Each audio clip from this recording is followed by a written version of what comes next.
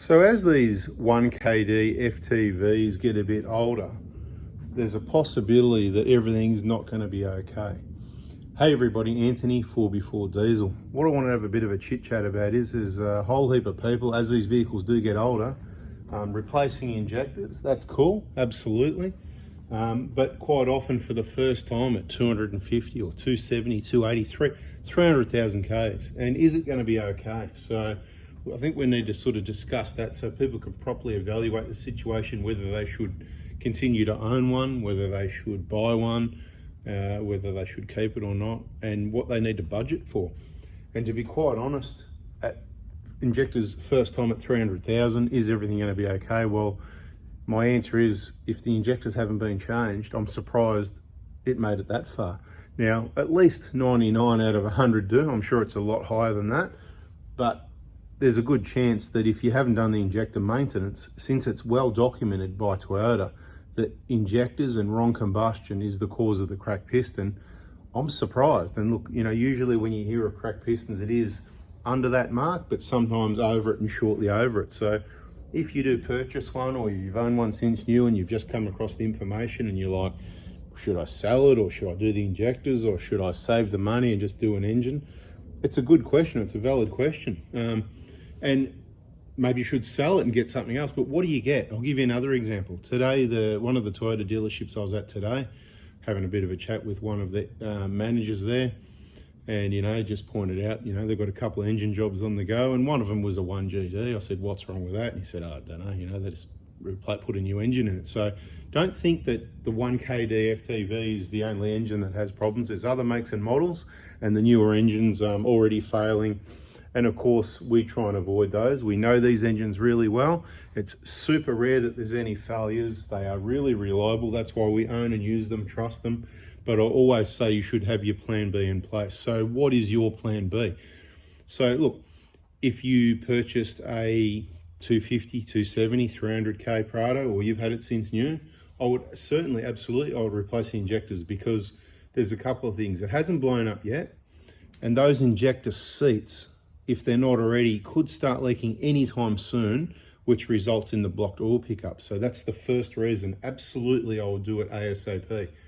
And of course, depending what you find when you do the injectors, if you've got any blow-by, that's injector seats leaking, referred to as blow-by. Short slang term really for what it is. In detail, injector seats leaking, check the injector information playlist. And of course, the injectors, probably wrong combustion, spraying all over the joint, not spraying right, wear and tear. They're finely tuned items, you know, when they're new, they're quality, and, you know, once they've done 300,000 Ks, they've been absolutely thrashed. I think Toyota and the design, the engineers in Japan thought, oh yeah, they'll last the life of the vehicle, but what's the life of the vehicle for them and for what we're going to keep them for and use them in the Australian outback is two different things, okay? So 300,000 is long past their life of the vehicle, same as the transmission fluid, long past what they had planned, that sort of thing. I just really don't think they're going to expect it to last that long, and I think they think 1 million kilometres is a lot of kilometres. See, I don't think it's that much, really. I mean, that's nothing if you've got one car. If you've got a lot of cars, then 1 million Ks is a lot, because, you know, to get any one of them anywhere near there while you've got multiple cars to drive, it's hard to get it. You know, 500,000 kilometres is a lot. Anyway, so I would certainly replace the injectors. And then does that mean everything's going to be okay? Well, there's a bloody good chance that more likely it is, but damage could have already been done to the pistons, right? Fatigue to the materials from wrong combustion, from those injectors not working right. If it's got a chip or a tune or anything like that, you know, that's going to add to it. If it's done heaps of long distance towing trips around Australia, towing heavy weight, particularly at higher speed or whatever, it's all a variable sliding scale. It's going to add to it. Do you know what I mean? Basically, they're all contributing factors, but I'd certainly not go, oh, well, I'll just leave the injectors there, because you know you're destined for failure. D4D would then stand for destined for disaster. No, that's what I should call this video, destined for disaster. Anyway, what am I saying? 1 million kilometres is heaps. We just did a 12 or 13,000 kilometre trip. That took about, I suppose if you did that full time, it wouldn't be a lot of kilometres, but if you did that twice a year, that's 25,000. Add 10,000 of other running around 35. Look, I used to, whenever I've had close as possible to one car, I do 40 to 50,000 a year, and that's mainly trips because, of course, you know, it's not far. I don't travel a lot for work or anything like that. You know, I'm in one place, so there's not really a lot going on there. Well, there is and there isn't really, but you know, 40, that's a lot of years, isn't it? 10 years to do 400,000, 20 years to do 800. So we're talking about 25 years driving to do 1 million kilometers. So maybe it is a lot on one vehicle. And look, all the best, and hopefully there is people who've done over 1 million kilometers. But so what are you going to do? You're going to worry about it? You're going to worry? You're going to sell it, buy something else, and get something that you think's more reliable? It might be good when it's new and you got this warranty, but what happens when it's out of warranty? And you know, there's all these, you know, there's so many options, but they're not really that good, to be honest. So there's a couple of things you can do. You can save some money in case you do an engine. You can know that you only want a brand new one. You can know the place where you can get it at the right price and the best installation. You can keep watching the videos so you can learn as much as you possibly can to learn to make the right decision yourself, whether you should keep it, sell it, whether you should put a rebuilt engine in, whether you should put remanufactured injectors or new injectors, whether you get enough information to put injectors in yourself, whether you get them from me so you know you're only getting brand new, genuine, the kit, and you got the backup support of that group, whether you just go and get them wherever you want to get them. Doesn't really bother me. I just want to get you thinking. Now, do you know about the cracked piston fund? Because that's a really cool thing, but I don't want to encourage too many people. That's why I waffle a lot before we get to that part, because it's only the wise people that hang around, the regulars. And thank you to everybody for the support, for those regulars that do watch all the videos and those people that hang around later in the video. If you're in Australia, you can get an injector kit off us. You can follow the videos, you can do all your own maintenance, and you can be part of the Crack Piston Fund. And I reckon there's probably more information in other videos and in the playlists, like free engines and crack piston. You know, there's a playlist called Crack Pistons and stuff like that. So this video will probably get put in there as well. But it's just a bit of a waffling chit-chat video. I've got a mouthful of marbles underwater, under wet concrete even, right? So just thought I'd have a little chat, because I don't want people, to be honest, and the people that, I suppose, the message this part of the video is for, this message, the people that it's for, what am I trying to say? Do you know what I'm trying to say?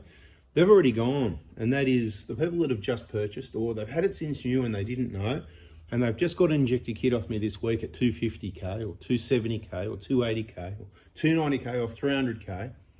I wouldn't not do that, but I don't want you to have a false sense of security and think, oh, look, now that I've done the injectors, everything's going to be okay, because that is very late to do injectors. And like I said, there's a number of other contributing factors. Obviously the chips, the tunes, the remaps, that's the big one, right? So if you haven't got that, beautiful. As far as I know, the second biggest one is old flogged injectors, okay? And of course, the leaking seats and the blocked oil pickup, that's a separate problem, but we don't really see or hear of that anymore. So this program I've been on for about 10 years now, telling everybody about it, it seems to be working, and thanks for everybody that's helping, sharing all that information around. Obviously, there's a bit of misinformation as well. There's a lot of people, you know, once they get second, third, fourth hand, that's why it is best to come direct to the source. So if you want, press subscribe and turn the bell on so you don't miss the next message.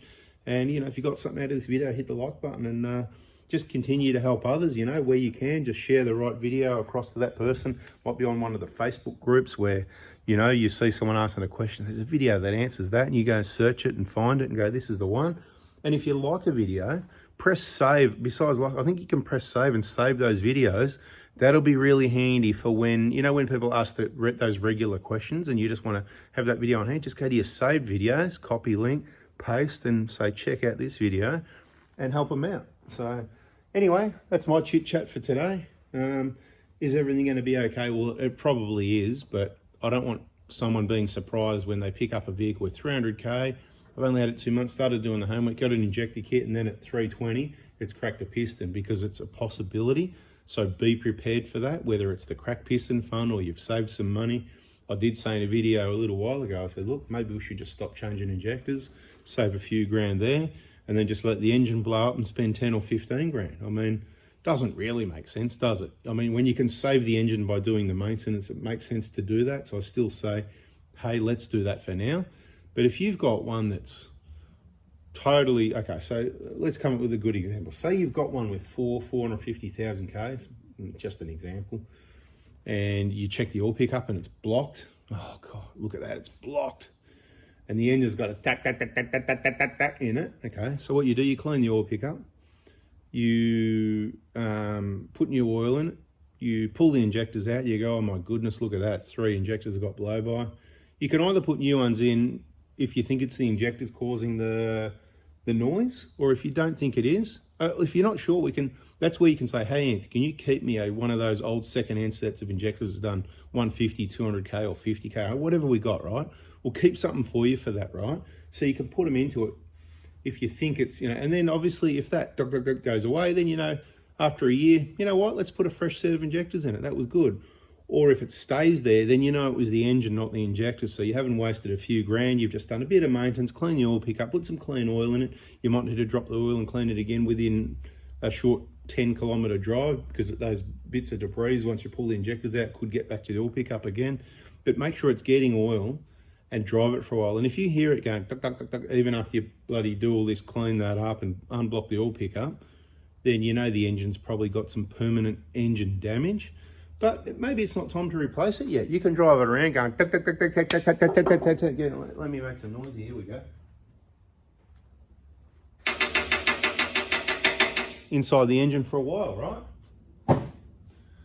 That's what I'm saying, right? If you know the engine's flogged, hey, drive it until it dies and then put a new engine in. It gives you time to save up. But don't assume because it's making a few noises, because quite often it will be caused by injectors. So bada bing, bada boom, that is what you want to know, I reckon. So catch you in the next video if you subscribe to the bell. See ya. Have a nice day.